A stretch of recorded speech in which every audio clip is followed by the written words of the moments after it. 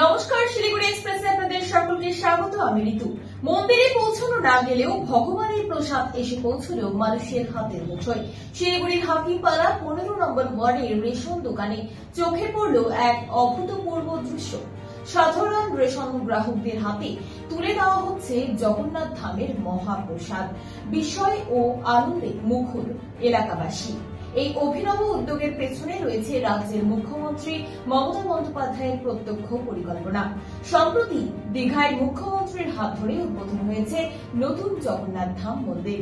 যদিও অনেকেই এখনো সেই তীর্থে পৌঁছতে পারেনি, কিন্তু এই মহাপ্রসাদ পৌঁছে যাচ্ছে সোজা মানুষের ঘরে রেশন দোকানের মাধ্যমে।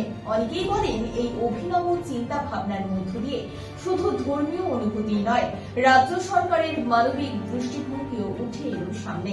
একদিকে যেমন আধুনিক পরিকাঠামোয় গড়ে তোলা হয়েছে দীঘার জগন্নাথ ধাম, অন্যদিকে সেই পবিত্র স্থান থেকে তুলে আনা হয়েছে ভগবানের আশীর্বাদ সরাসরি মানুষের কাছে।